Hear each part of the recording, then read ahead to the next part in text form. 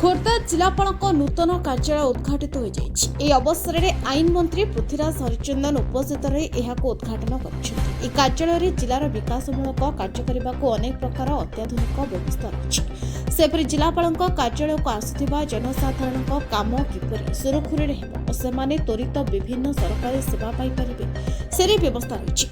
सेपरी कार्यालय थिबा समस्त व्यवस्था को जनसाधारण उद्देश्य समर्पित करने को कार्यालय समस्त अधिकारी को सचेतन करिसेंति। सेपरी जिला परिषद सम्मेलन कक्ष उद्घाटन होइछि। अवसर में आईन मंत्री सहित खोर्धा बेकुनिया जटणी जयदेव विधायकों समेत जिला परिषद अध्यक्ष समस्त जिला परिषद सभ्य उपस्थित थे। खोर्धार सैयद रिपोर्ट आवाज ओडिशा। देखो ये कलेक्टरेट बिल्डिंग बहुत दिन धरिकी तार योजना थिला और नुआ जगह भी आवश्यकता थिला एवं आम समस्तंकर मत जे जोटा ऑफिस जोठी काम करिवार गोटे वातावरण भी सेठी रहू से दृष्टिकोण सब दृष्टि को रखिकी खोर्धा जिलापालंकर नुआ ऑफिस रो जो नवीकरण प्रक्रिया एवं नुआ ऑफिस तैयारी रो जो प्रक्रिया से आज शेष होईची एवं उद्घाटित होईची।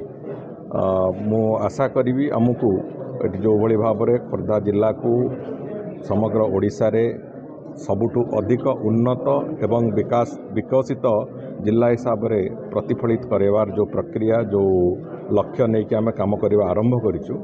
निश्चित भाव में ये कार्यालय एवं कार्यालयर परिवेश कार्यालयर परिसर आमको ये कथा को आगू को नवापाई निश्चित भाव में साहाय्यकारी हम एवं एठी लोकंकर समस्या को अंचलर समस्या को समाधान करने को आमको आहरी एक भल वातावरण तैयारी करके देखेब।